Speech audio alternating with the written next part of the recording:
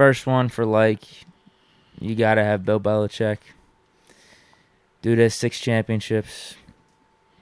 Depending on who you ask, people have him as the greatest coach of all time. Wow. Depends on who you ask. There's some other good coaches out there. Chuck Noll. You'll be the one to bring him up. Wow. 49ers. You head said coach, greatest Bill Walsh. coach, greatest quarterback combo together. I can't believe Never said that. you. I'm just saying, Deke. depending on who you ask. God. He's in that top 3 or 4 range for sure. There's no doubt about it. He's probably forgotten more football than what people know or what people are learning these days. So that's one good thing, obviously. I still think, no matter what, and I've talked about this last couple times, we've actually brought up the Patriots and whether we're talking about their record predictions or how the Patriots are going to do, I still think you give that man the benefit of the doubt for all he's done. Okay. Even though it's looking bad at times without Brady, he still went, what was it, 7-9 with Cam, with the Cam and Brian Hoyer project, and then he actually made it last year in the playoffs with Mac Jones, went 10-7. Although there was a really ugly playoff exit. But it was a bad matchup. Let's be real. They played him fine in the regular season. No, they did not play him fine. They played him in the middle of the crazy weather game. What was the other matchup? Remember? Yeah. Wasn't it closer than the other matchup? No, the other one, the Bills was beating them. Yeah, the Bills beat them. They just let them get the garbage time stuff at the end. Okay. Yeah. Well, anyway, Belichick's a pretty damn good coach, so I think that's one thing the Patriots can hang their hat on. Even though it's been a struggle over the last 2 or 3 seasons, he's always going to keep them just based off his football knowledge. No matter what the roster is, who the personnel is, the other coaches around him, he's going to keep the Patriots in the mix and keep them competitive. Because even though last week was ugly, there was just a thing or two one way or another. I mean, that's a tie game, or who knows? Maybe the Patriots have a chance to win at the end. But, yeah, I mean, Belichick's something you got to like about the Patriots. All right. No, I definitely like that, man. And I agree with everything you said. When you're talking about Bill Belichick, regardless if you love him, if you hate him, if you want to call him a cheater, whatever. 6 championships. Even if you say he cheated for 3 of them, still 3 championships. However we want to talk about it, it's the dude is stamped, So I do agree with you on that. I didn't put him on my list just because I figured he was going to be up here on somebody's list either way. But the one thing I would say that I do like about this Patriots team, just starting it off, I don't think they do it well, but I like their commitment to running the ball. Watching them in that Dolphins game, I thought early on they were having a lot more success. Obviously, as the game flowed on, it kind of got stymied a little bit. But the one thing, when you watch them, they never allowed themselves to become one-dimensional, even though they weren't having the most of success. But we've seen teams, and we've been victim of this before. Now, granted, it wasn't under Matt Canada, it was more under Randy Fichtner, where, we might struggle to run the ball, and we'll just completely abandon it. And we'll just start throwing it, and we'll see, sometimes it'll work out for you, and sometimes it win it, but it just wasn't the recipe for success. We always talked about being balanced, and we really didn't have that. But when you watch this Patriots team, they do that. And the thing that I like about them staying committed to that is it opens up some of the things they want to do out of their 12 personnel, because they do run a lot of 2 tight end sets with Jonnu Smith and Hunter Henry. So by them staying committed with those big body personnel groupings, you can't just say, hey, man, because these guys are here, it's always going to be a pass. Oh, because this guy's out here, it's always going to be a run. They don't have that type of telltale sign. And that does go back to Coach Belichick. But as a whole, I think their identity in terms of just committing to being a run-first team in that element, or a physical team, to me, I like that part. Number 2 for me. After week 1, I was thinking about taking him off my list, I'll be honest. Don't you do it. But I defended him way too hard against Kirk Cousins. So. I was thinking, I swear. He was terrible. When I was watching this game, Deke, I was over here like, oh, I can't wait to hear this man when we come in here. Because, whoa. He was bad. Whoa. Even before he got injured. Yes, I don't even remember when he got injured. Actually, he might have. Didn't he throw that deep ball after he got hit with the back injury? Okay. And that was his best throw. It was late in the fourth quarter. I was like, I don't know when this injury happened, because he definitely was out there in the fourth. He finished the game, bro. It was no switch. No. That's what I'm like, yo, when did this happen? Yeah. I think it was later in the game. And he didn't even get hit in the back on the strip sack where Ingram scores the touchdown. So I'm like, was you back? Was your back? Or was you just playing bad? Which one was it? But sometimes it'd be like that. I done had a game or two where I might have had, not the best out, and I'm in the training room like, hey, can I get some ice just for the meeting? I just when I need coach to see the ice bag so he'd be nice to me. All right. It's real like that, man. I will keep Mac Jones on my list though, because it was 1 week. I think he's a good young quarterback. I That's think he's a winner. That's your dude. He's not, but he apparently has become my dude because I've debated him versus Kirk Cousins. Yep. And I said I will take Mac Jones over Kirk Cousins. That's And- simply it. I mean, he's like a top 15, 16 quarterback. And I'm going to tell you my personal biasness towards you and Mac Jones. It goes deeper than that. What happened? It was a conversation that took place in my house with you, me, and my father-in-law as well. Yeah, can we share it? Yeah, go for it, man. Yeah. Whoa. You know, whatever you say, I'm going to make it. You're really against Mac Jones is I basically am. what you're saying. So I am. first it started with the Mac Jones, Kirk Cousins debate. Mm-hmm. But then it was probably, a week or two later, your father-in-law came up there? The following week after we had the convo, the following week, my Yeah. father-in-law comes into town. And what does he say? You heard it. We were talking quarterbacks. He was big on Mac Jones. Mm-hmm. Y'all obviously know the quarterback I'm big on resides in the 716. And here's the funniest part too. He said, Mac Jones, I think that Mac Jones, he's a killer, man. He's the guy up there. And he said, I think he's better than you know who. I was like, yeah, for sure. I thought he was listening to the podcast. And he was talking about Kirk Cousins. Hey, you agreed. And I was like, yeah, Yep, I know what you're saying. you agreed. But then he looked at you. You agreed. And that set it off. And you tried to pull it back, but he never heard you pull it back. In his mind, he heard you say, yep. And ever since then, he still is like, your own dude said that that Mac Jones better than Josh Allen. So I'm telling you. No, I disagreed with him after he said Josh Allen. But it was too late because you had initially started by saying, oh, yeah. I said, hell no. I was like, wait, get this out of my... As soon as you said, oh, yeah, he was like, I told you. And ever since then, Deke, it's been beef. I'm just throwing it out there, all right? When I look at Mac Jones now, I'm over here with the side eye. I'm like, I don't think that's it. He's not better That's than all Josh you Allen. got. He's not better than Josh Allen. There's no way in hell. But I still think he's a good young quarterback. He's a winner. He's going to stay in there. He's gritty. He's got good accuracy. Yeah. It's just week one was ugly. This is basically all the things I'd be saying about Mac Jones if we were facing the Patriots heading into week one. So I'm just going to say, hey, bad game week one. Now, I don't think they got a good surroundings for him right now. They got this whole weird scenario, and we can get that into that later with the dislikes. We'll definitely get to that. Absolutely. We'll definitely get to it, man. But so you stopped with Mac Jones. Okay, so for me, my number two thing that I like is their defense. Not a lot of star power in terms of names. Obviously, Matt Judon, he's a really good player. He's productive in terms of when you look at his stats. It's just from the player's perspective, it's slightly different in terms of how we view him versus like a TJ Watt or a Myles Garrett type or a Khalil Mack type. Still really good player, though. I don't want to get that misconstrued. But just as a whole, I think that their defense, they just play fundamentally sound ball. They communicate really well. They tackle really well. Literally, the one mistake that I saw from them cost them the game in a sense. The 4th and 7. You got 3 defenders. And it was a good pass. I guess you got to give credit to Tua. That was one of his best passes that game. The beautiful pass by Tua hitting him in stride, and then Jalen Waddle just being Jalen. That's part of the reason why he was, a top pick anyways coming out of Bama. The speed, the run after catch ability, him, Devonta Smith, that's what they do. So seeing that happen, that was really the biggest mistake that they made, but that's what cost them. Because other than that, I'm like, they ball search. You watch them when they're hitting guys, they're trying to hit that ball. They're searching ball, whether they're going for sacks, whether they're hitting with Tyreek Hill. He had a couple plays where it's even though he didn't lose the fumbles, you watch him. It's man, they're attacking that ball. Peanut punch action. Absolutely, they do that. You know what I mean? We can call this. They can get the peanut punch label, just not for Shaq. For Shaquille Leonard, that's all. I don't like it for him. Leonard. I don't like it. It's still rolling off the tongue rough. All right, but I don't like it when it's labeled for him because it's disrespectful. But for everybody else, the peanut punch is real. So yes, they do that. But I think, like I said, man, they're stout against the run. They are good on the perimeter. They have smart players on the back end.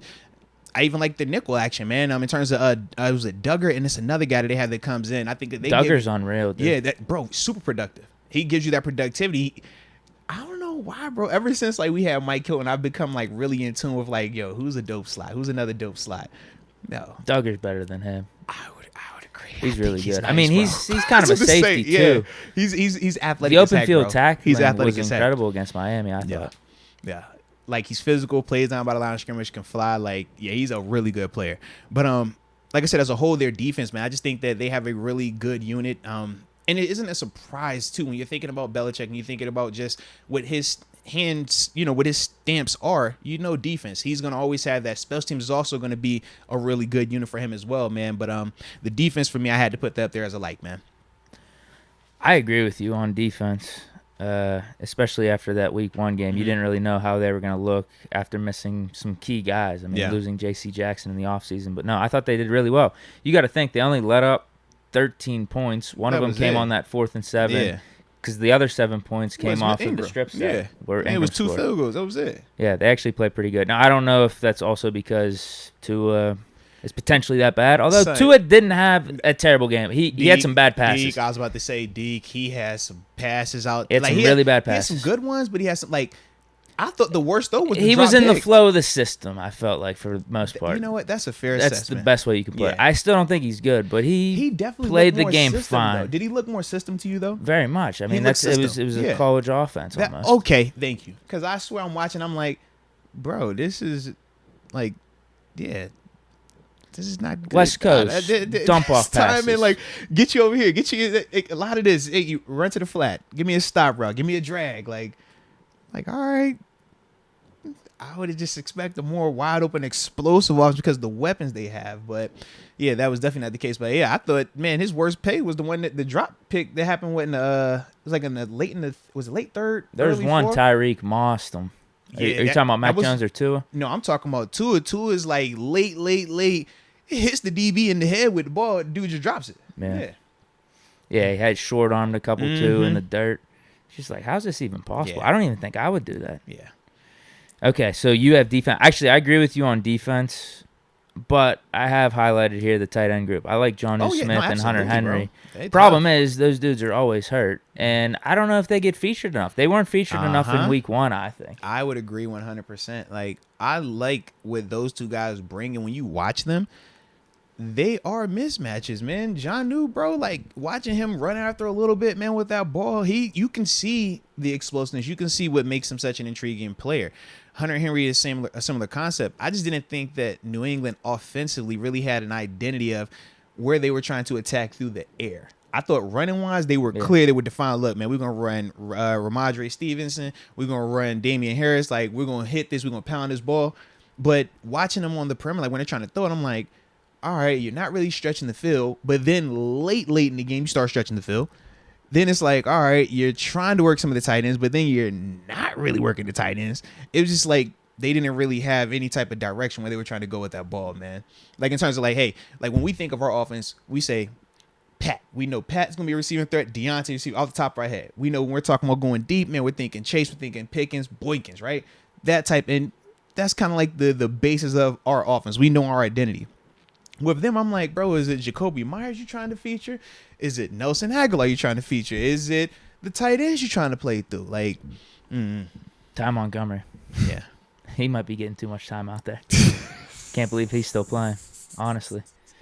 That's how I felt when I saw Nelson Aguilar getting targets. I'm like, bruh, what am I watching? What is happening here? Dude, whenever he gets some open space, he can fly. Lightning quick. Mac hit him on. It was almost the exact same play that Trubisky missed Pickens on. Uh-huh. Mac missed Aguilar on. It would have been a 70-80 yard touchdown. Mm-hmm. Yeah, he completely toasted the cornerback. Yeah. But, yeah, I'm just going to say the tight end group, I think those two players individually and as a unit are really solid. It's just they're always injured. I don't even know if they were featured enough last year for the Patriots offense because they're just always banged up and it's weird scenarios for them. But if the Patriots can figure that out, because we know what it was like whenever they had two really solid tight ends with Gronkowski and Hernandez, then – they can have some good things going on offense because I do think they are limited in other areas receiver. Yep. I would agree. All right. Now you got your last That was my last one. Okay. Belichick, Mac Jones, tight end group. Yep. I also did want to highlight. Now you mentioned the defense, and I agree with you as a whole. I was going to say that because I was impressed with how they played week 1. Yeah. But they're two top guys. I like what Matt Judon does, and then also Duggar. Yeah. Fair enough, man. Fair enough. All right. So my last I was really specific. Good decision making at quarterback. Oh, come on, dude. I don't like the quarterback. Just say Mac Jones. No. They just have good decision making at quarterback. You could say you don't like Mac Jones week 1, but how about just as a whole? I think he's a good decision maker. Rookie year. He's a good decision maker. I think that he makes good decisions with the ball. I've told you on record, and that's why we had the whole issue with the Kirk Cousins thing. I don't think Kirk Cousins is limited to the extent that Mac Jones is. I think Mac is still a good player, but I think people wanted him to just come in here and put the Brady label on him because he joined Belichick and because he looked like Brady in a uniform, and that's not Brady. So that's why, for me, I simply say I think he makes really good decisions. And when given the opportunity, or I don't know if it's a given opportunity or just when he actually takes chances, but I think he throws a nice deep ball as well. Mm-hmm. And that was on display in Miami. But how many times you see him throw the ball, Deke, in terms of stretching the field like that? Maybe 3 times. He connected on one. I know he missed on the other one, and I don't remember. Was it a third deep throw like that? There weren't too many. But I think that if he did more of that, it might change my perspective on him. But in this game, and obviously we know that's not a part of what they do in New England, and part of that is personnel. Mm-hmm. When you're looking at his receivers, man, Devontae Parker at this stage, line was a little bit shaky against Miami too. They were getting pressured. Mm-hmm. They definitely were, and some of the miscommunication that was happening up front also. But as a whole, I think that he makes good decisions. He's not going to be a guy that, like, even when you watch his interception, it wasn't a bad read, it wasn't a bad throw. It was a heck of a play by Xavier Howard, and that's how the safety ends up getting the pick while him just tipping it in the end zone. I still think he makes good decisions, though. I don't think you're going to find a lot of plays from him where you're just like, bro, what are you reading? Or like how the Joe Burrow pick 6, like where he's, like we say, was late inside on a Tampa 2, like you can't make that throw. Mac Jones isn't doing that type of stuff. But I don't think Mac Jones is as gifted to where we have to worry about when we say, hey, man, if Joe Burrow were to get hot, he could take over a game. Mac Jones doesn't scare me like that. Maybe it's because he's in New England. I don't know. But to me, he doesn't scare me like that. But I do like his decision making. So that's why I had that as my third like. Yeah, I do think part of it might be. Well, we're going to get into dislikes anyway. Yeah, absolutely. Because I think that's some of the stuff that might be holding Mac Jones back from taking that next step from his rookie season. Yeah. But we doing first dislike, or are we reading the likes we're going to read some of the likes from the chats first. But since we are talking about likes, why don't everybody in the stream that's up here right now hit the like button as well, man? Because we're talking likes. All right, we ain't disliking, we liking. So drop those them thumbs up things, get your little likes on, and then after that, let's go over here and read some of the likes from the chat. Raiden Hellman, Belichick, their defense, and also the tight ends. Okay. We got. I'm about to say, man, I'm trying to. Q just talking about Jonathan Jones. Jonathan Jones is a dude. I see Trevin Cancello talking about Ramadre Stevenson. He said he's been a monster since high school. I don't know since high school. I know he was a dog at Oklahoma, though. You know, I was a fan of him, man. Yeah, he runs well. Mm-hmm. And you were on point with the running game. That was how the Patriots had their best success on offense. Mm-hmm. That's a given for any offense. If you got your run game going, you're probably going to be cooking pretty good. But there are times when you have dudes like Herbert or Mahomes or stuff like that. You could probably just abandon the run sometimes in the second half. Because the thing is, like, when you have the throwing option, you can just score so fast. Your offense is so explosive that it doesn't matter if you're trailing, you can get back in it in a hurry. When you're just a run outfit and you don't really have that explosive element, you're kind of like how Baltimore is. Baltimore gets the bad rap because of the scheme, right? But in all actuality, it's just a running team that doesn't have explosive options on the outside right now. Now, we know, obviously, this last game against the Jets, that was a little different. But typically, they haven't had that element of it. And that's why when they're trailing, it's such a tough task for them to get back into the games. But, yeah, man, got to run that rock, baby. Life of Beach saying, they put Montgomery on IR. When the hell did he get hurt? That's what I'm trying to figure out. Jeez. I don't think that's that crazy of a loss. Although they did feature him a little bit in week 1. Yeah. Jerome brought up special teams, though. We definitely had. Yeah, no, they're always money in special teams. And they got an ace as well over there. They're their guy. He shows up. You might even know their special teams dude, huh? Do you still remember the name? Who are you talking about? Punter, kicker? You talking about return man? No, he's a cover guy, man. You talking about Slater? Mm-hmm. He's still playing? He's the dude with the visor on that was forcing all the fair catches out there. I'm not even going to front. Whenever I was watching the game, I just fast forward through the punts and stuff. Yeah, man. He's the one that forces every day going fair catch, makes day going all the tackles out there. Well, whoever the punter is must be pretty damn good, too, because every time the Patriots were done with their 4th down, whenever I fast forward, Miami was inside the 20. Almost every time. Mm-hmm. I'm not seeing much else here, though. Let's see. All right, well, shoot, man. Let's go to the next thing, man. All right. And we're still good on supers. So yeah, we're good with that. Actually, do this real quick. Screenshot your supers before we start our don't like or dislikes. Yeah, just to be safe. You go first on dislikes. Oh, you know that thing. You know I'm gonna get it popping. All right.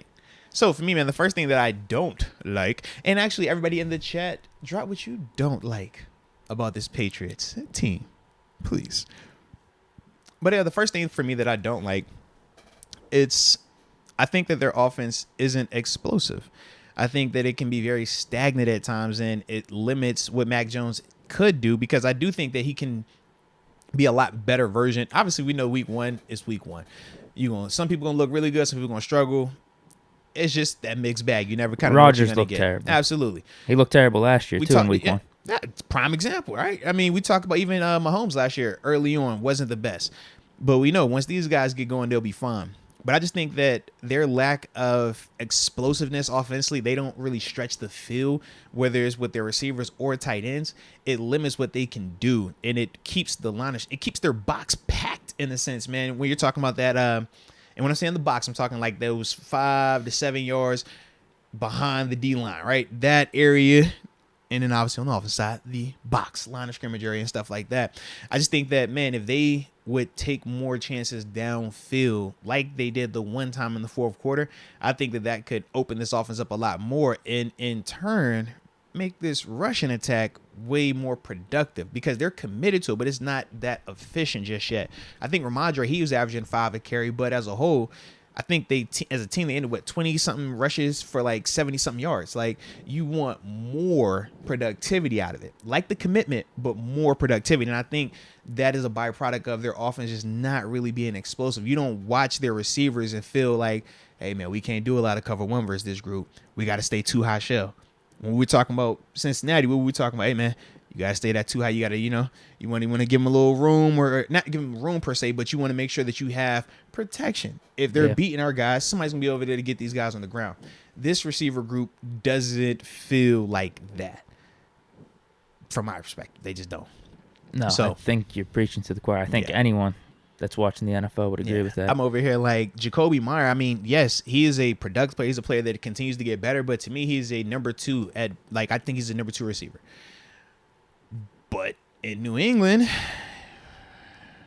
he's their borderline. He's their number 1. Yeah, him, Aguilar. I mean, you got Bourne in there too. Devontae Parker.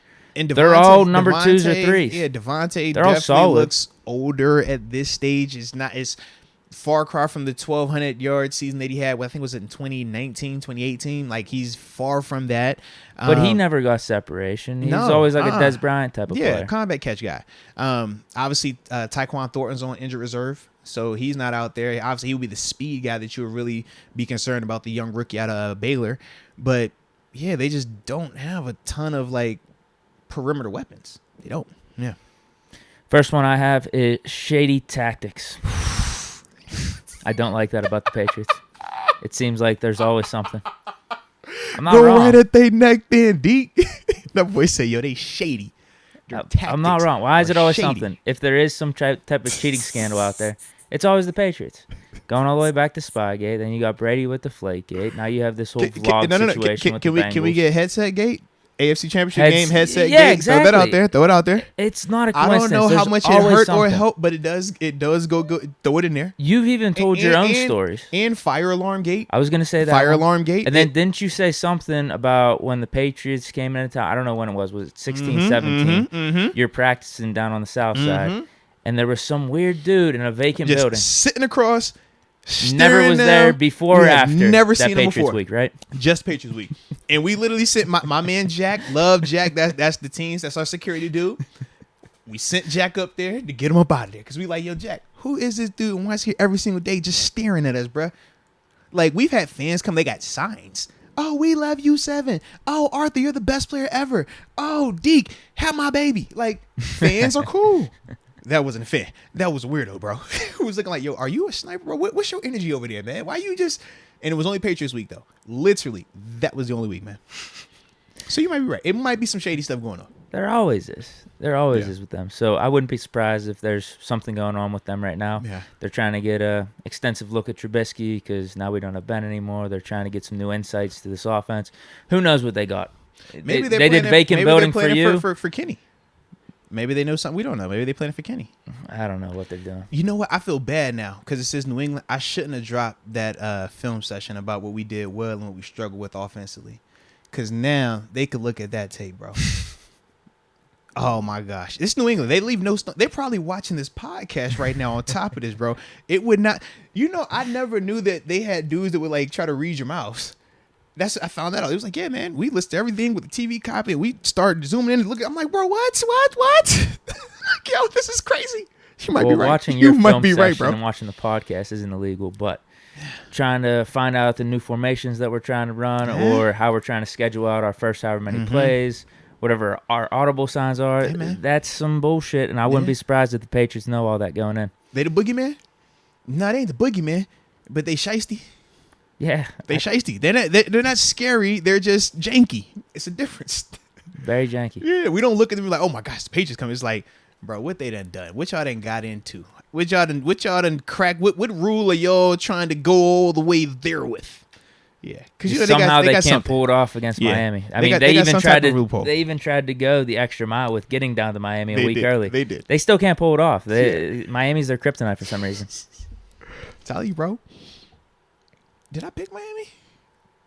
I think you did. Yeah, I had a bad week. I think I only had like 3 or 4 wins. I low-key think I picked just because of that. Just because I was like, yo, they always struggle with Miami for some reason. I don't know. All right. So that was your one, though? Right. Tactics. Shady tactics. Shout out to the shady tactics in the building. All right. My second don't like, and you can see I felt real directed towards a particular group of position players. Average at wide receiver. Yeah. The lack of explosiveness offensively that I was talking about, it's largely based on this wide receiver group. Are they good? Yes. But they don't have a number one. It's kind of like when our offense was led with Juju. It's like Juju, good player, but he's not a one. He's not a guy that is just winning a ton of one-on-one. He's not a guy that you have to swing cover. So he's not a guy that makes you feel concerned, whether it be combat catches, run after catch, and stuff like that. When you're watching them, that's the similar concept right now. They have pieces where you can see like, hey man, maybe this could develop into that. Maybe this guy could have a more defined role here. But as a whole, it's just not consistent enough. They don't win enough for the one-on-ones. They don't get enough separation. And they're obviously not the best hands catchers either. I do have to throw that out there. This is not the same group that we just saw last week in Cincinnati. Night and day in terms of the receivers, and that's a big reason why I don't like that for them. Love it for us, though. Love it for us, but that's one of the big things that I don't like about them, man. All right, my next one is 2-tiered, actually. So this is basically like my 2 and 3. Okay, talk about it. But it starts with Belichick. Okay. So I have Belichick in my likes for them, but I also have him in my dislikes because I don't know. I don't know if he's losing his fastball coaching, but he's lost his fastball everywhere else. And I don't know if he actually really had his fastball, but he's dismantling this team being a GM, I think, because it goes hand in hand. He was so smart, man. You know, he's an amazing coach. He got all the juice, baby. Maybe he's outsmarting himself with so you like the personnel Belichick, he's bringing in. You like Belichick the coach. You don't like Belichick the GM. Is that what it sounds like? Yeah, but what would you consider the decision of making co-coordinators on offense? That's more coach. Is that coach or is that GM? I don't know. But the GM part of it. He's the sign off one. He signed off on it. Right. So underneath this Belichick tree that I have under the dislikes is they don't have the top level talent. Yeah. And then the coordinator situation on offense. In terms of top level talent, you hit the nail on the head in your last 2 statements with the dislikes. They don't have anything. And they spent so much money on their offensive personnel. When you have Aguilar, that's my I'm like, bro, how is Nelson Aguilar getting paid this much to be out there for you guys? Now the 2 tight ends were nice signings, but as I said, they're not like featured like that. So I think there was some stat out there that the Patriots have the most cap space allocated to their offensive weapons. Yeah. And if this is what you're putting out there, that's terrible. Yeah. And that's on Belichick as the GM. So but think about how many times when you looked at the signings that they were making over the past 2 years in free agency, that was one of the biggest criticisms. It's like, they're shelling out a ton of money, but they're not bringing in a ton of productivity. And that's the part where you're like, is that the Belichick arrogance of, hey, man, I've been able to do it my way in New England for how long with whoever I wanted out there, and he's been fine. But now it is different because you don't have the ultimate X factor, which was Tom Brady at that time. So, yeah, man, when we're looking at it, I'm like, it looks just like what he was trying to do when Brady was there. But now you don't have him there. And offensively, it really stinks. It sticks out like it's bad, bro. Yeah, combine that with the coordinator decision of having Joe Judge and Matt Patricia. Matt Patricia, who's an excellent defensive coordinator, and Joe Judge, who is a really good special teams coach for the Patriots, Yes. as the offensive coordinator. You go from probably a top 5 in the league offensive coordinator, play caller, and Josh McDaniels to having a combination of a defensive coordinator and a special teams coordinator. Why you break it as down the like that, offensive though, coordinator Deke? now? Deke, why you kill him like that? Deke say, yo, listen, they got Matt Patricia, a really good defensive coach. Really good defensive coach. Joe Judge, a really good special teams coach. As your offensive coordinator. There you going, Deke. You're absolutely right, man. You're right, bro. It's Belichick. Like, you almost don't want to question in a way like, oh, man, that's part of the Belichick knows what issue. he's doing. That's part of the He's issue. got the 6 rings. Maybe he's not so learning much anymore. success. Maybe you're right. You Perhaps. need to learn more. He needs to Perhaps. educate himself more. You're Perhaps. But I don't know any other team around the league that is doing something like this. Now, if he did this when he still had Brady, I think maybe everyone's just like, oh, Belichick's a genius. Look at him doing this. Defensive coordinator and offensive coordinator. It's working, but you have Brady.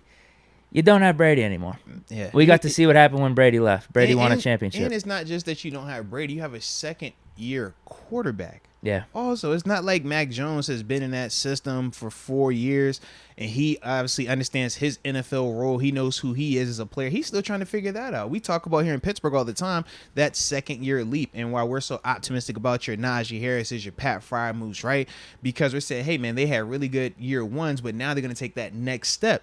The similarity in the system, the continuity in the system, the understanding of the verbiage, what to expect physicality-wise, what your coach might be thinking in certain situations. It got to a point where we knew what Coach Tom was thinking at certain points. We knew what Keith Butler was thinking at certain points. We knew what Dick LeBeau was going to think at certain points. Right now, if you're Mac Jones, man, you over here like, bro, I don't know. Is he going to be thinking punt? Or is he calling a zero blitz right now? Like, because you got a DC and a special teams coordinator as your OC. And when you look at their offense and we talk about how it really doesn't have, outside of running the ball, they don't have like a real passing identity. They don't know if they're West Coast, if they want to stretch it, if they want to go screen. No, it looked cookie cutter. It's like, all right, are you ready, Deke? You're going to run a stop. I'm going to run an in. You're going to run a curl. All right, here we go, guys. And you're just like, bro, are these really the concepts? Like, that isn't going to cut it at this level, man. Yeah, it'll be interesting to see how it plays out going forward because literally in Mac Jones' rookie year, you have Josh McDaniels as your offensive coordinator. Mac Jones makes a Pro Bowl. The Patriots go 10-7. And this is all with pretty much the same personnel, I think, outside of Devontae Parker. Yeah, and you had injuries offensively because remember, your O-line was banged up. You definitely didn't have all the receivers that were out there, and the tight ends. Was it Henry or Smith that got hurt? I don't know. They're always hurt. Yeah, so I would say both you of can them almost dudes bet missed that they were time. hurt at some point last year. Yeah, it'll be interesting to see how it plays out. Obviously, a rough start for Mac in that offense in week one with what he's got to deal with now, the coordinator situation. Yep, I like it. Alrighty. And then it's time for my third one? I think so. Yeah, that was my 2 and 3. Sweet. So, yeah, my third one is this, man. Defensively, I don't like that they can't generate organic pressure. And what do I mean by that? Yes, Matthew Judon had 12.5 sacks last year. Yes, he had a sack this game. He had a good game against Miami. But when you watch when I'm talking about pressure, look at how TJ and how Alex Highsmith were playing on Sunday, right, versus the Bengals. It wasn't a lot of blitzing. It wasn't a lot of stutting those dudes around. It was them just winning one-on-one matchups, just straight cooking tackles. That's not Matthew Judon's game. He's a good player, though. Like, he can win, but he's just not as sexy as those dudes in terms of rushing the passer. Productive, though, and that's the difference. Like, it's the difference between talking about a productive player versus a player that's going to make you fearful. Think Chris Wormley versus Cam Hayward. Both had over 7 sacks last year, but when you talk about the difference of how both of those dudes got it and the difference of how we look at both of those dudes, that's how I look at Matthew Judon just at this level. But to me, I don't think that they do enough of just winning one-on-ones, just having guys like even Uche. Uche. That's what I would say, not Osei. Uche out of Michigan. even watching him, I think that he has a nice first step. He has a nice burst, but he still doesn't look like he has a full-on rush plan just yet. When I think of how Alex Highsmith was, when I watching how he rushes, not this year, but even last year, it's like, yo, he just has a better rush plan. He understands what he's trying to do. He's trying to set up rushes, put them together. When I look at Josh, I don't feel that necessarily right now. So that's why, like I said, for me, I'm just not a fan of how they generate pressure. I would like it to be, being able to get the guys up front winning one-on-ones, man. They were getting a fair amount against Tua. Yeah. Tua was getting the ball out quick, though. And I don't know if that's why Tua was getting it out quick, is because I feel like they were close at points. But I don't know if it goes back to what you said. Like, it was almost like a fake pressure. It's almost what Miami wanted. It's not like that. That's when we talk about our offensive line, I feel actually good about them this week. Okay? That's the type of energy I'm on right now. I feel good about them, man. I think they'll be all right. With the Zach Gentry or Freiermuth chips and stuff, or just our 5 offensive linemen? Head-to-head. I personally think your 5 offensive linemen. Like, Judon is the one that I would chip on occasion, but I do not feel like you have to do that. Don't just look at 12 and a half and get scared by that. That's all I'm saying. Like, I don't care about what he did on paper. I'm looking at this tape, and I'm looking at our guys, and I'm like, bro, you've seen scarier than that. Them 2 dudes last week, way scarier pass rushers than Judon. And I'm not poo-pooing Judon. Judon is still a really dope player. I just think that he is a overall dope player, not a dope pass rusher. And when we talk about our offensive line, we're scared of pass rushers. Not overall good players, rushers, dudes that can cook, dudes that can run right by Dan Moore, dudes that can put Chooks in the mixer. That's not Judon. That's all I'm saying. Okay. Cool. So I'm not going to come out here and be like, yo, man, we got to protect. Oh, man, I'm scared. I don't think we have to be like that. I think our dudes will be able to hold up. Nice. That's good to hear.